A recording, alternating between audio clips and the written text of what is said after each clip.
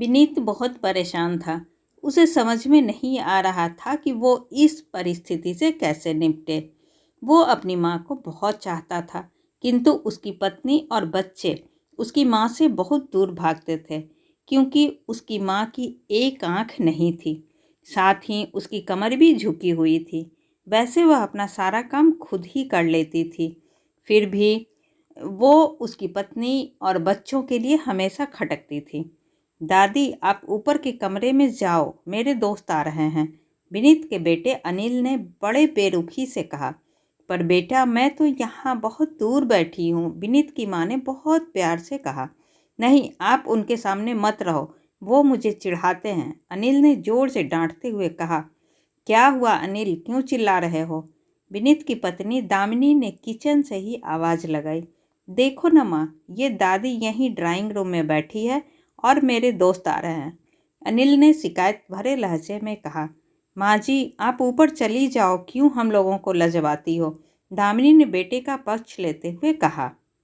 बेचारी चुपचाप उठकर जीने के सहारे ऊपर जाने लगी। कमर झुकी होने के कारण उन्हें ऊपर चढ़ने में बहुत परेशानी हो रही थी, किंतु वो पूरी ताकत से ऊपर के एक अकेले कोने वाले कमरे में जाकर बैठ गई। विनीत बगल के कमरे से सब सुन रहा था। उसे कष्ट हो रहा था कि उसकी माँ को अपमानित होना पड़ रहा है, किंतु वो असहाय था। अगर वो कुछ कहता है तो पत्नी और बच्चे उसका विरोध करने लगते हैं। दूसरे उनके तर्क भी सही लगते हैं। चूँकि वो एक प्रशासनिक अधिकारी था, उसका सामाजिक स्तर बहुत ऊंचा था।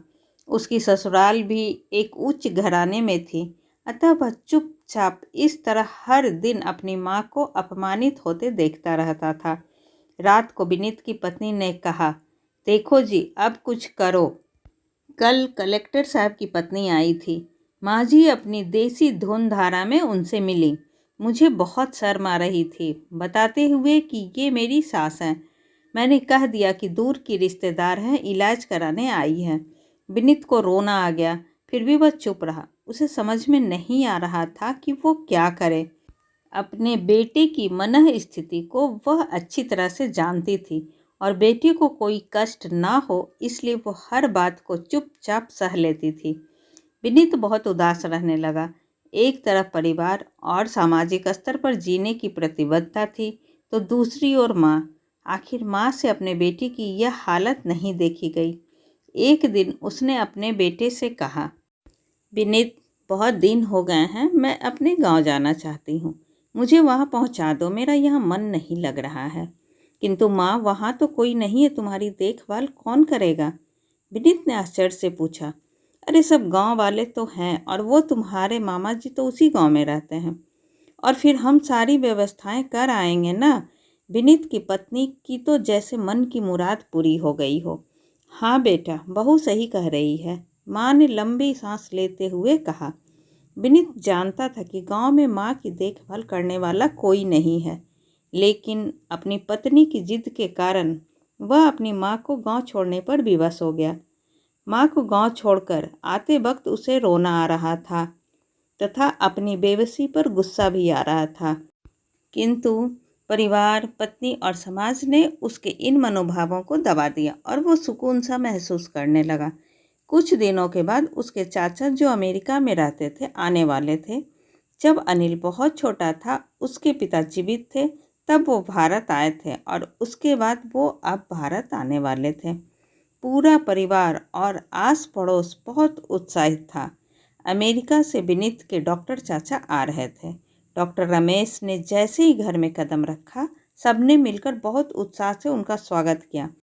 क्यों विनीत, भाभी नहीं दिख रही है, कहाँ है? डॉक्टर रमेश ने उत्सुकता पूर्वक पूछा। जी, वो गांव में रहती है, यहाँ उनका मन नहीं लगा, दामिनी ने सपाट लहजे में उत्तर दिया। डॉक्टर रमेश ने विनीत की ओर देखा तो विनीत ने अपनी आंखें झुका ली। डॉक्टर रमेश सब समझ गए, बोले, कल हम भाभी से मिलने गांव चलेंगे सब लोग। दूसरे दिन सभी लोग गांव के घर पहुंचे।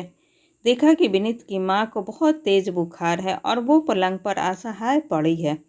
डॉक्टर रमेश दौड़कर उनके पास गए, उनके पैर छूकर रोने लगे।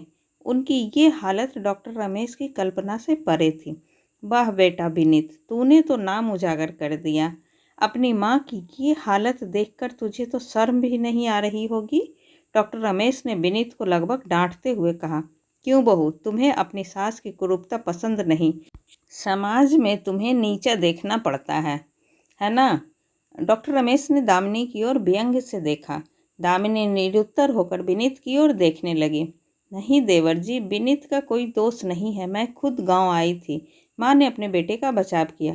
मुझे सब पता चल गया। भाभी आप चुप रहो। आज तुम जिस सामाजिक स्तर पर हो वो इन्हीं के संघर्षों की देन है। और बेटा विनीत, तुम्हें शायद मालूम ना हो कि बचपन में जब तुम 1 साल के थे तब छत से नीचे गिरने के कारण तुम्हारी एक आंख फूट गई थी और तुम्हारी रीढ़ की हड्डी में भी समस्या थी। तब तुम्हारी इस कुरूप माँ ने अपनी एक आंख और अपना बोन मैरो तुम्हें देकर इतना सुंदर स्वरूप दिया था। दामिनी बेटा, इतने सालों तक संघर्ष करके बेटे को प्रशासनिक अधिकारी बनाने वाली इस संघर्षशील औरत की तुम लोगों ने यह दशा कर दी। तुम्हें ईश्वर कभी माफ़ नहीं करेगा। डॉक्टर रमेश की आंखों से अश्रु जलधारा बह रही थी। अब भाभी आप मेरे साथ अमेरिका जाएंगे, यहाँ इन स्वार्थी लोगों के बीच नहीं रहेंगे। डॉक्टर रमेश ने विनीत की माँ से कहा। विनीत को तो काटो तो खून नहीं था। डॉक्टर रमेश जो उसके चाचा थे, उन्होंने जो राज बताया उसके बाद तो विनीत को यही लग रहा था कि उससे ज़्यादा पापी इंसान इस दुनिया में कोई और है ही नहीं। वह दौड़ता गया और माँ के कदमों से लिपट गया। माँ, मेरा अपराध क्षमा के लायक नहीं है। मैं जानबूझकर चुप्पी साधे रहा, आपका अपमान करवाता रहा। अब सिर्फ आप ही उस घर में मेरे साथ रहेंगे और कोई नहीं। विनीत ने आग्नेय दृष्टि से अपनी पत्नी और बच्चों को देखा। दामिनी को भी बहुत पश्चाताप हो रहा था, किंतु उसकी हिम्मत नहीं हो रही थी कि वो माँ से आंख मिलाए। माँ ने दामिनी की मना स्थिति को समझकर उसको पुचकारते हुए अपने पास बुलाया और विनीत को डांटते हुए कहा, खबरदार, जो मेरी बहू को मुझसे अलग करने की कोशिश की तो तुझे ही घर से बाहर निकाल दूंगी। दामिनी और बच्चों ने उनके पैर पकड़ते हुए अपने व्यवहार पर माफ़ी मांगी और माँ ने सबको माफ़ कर दिया।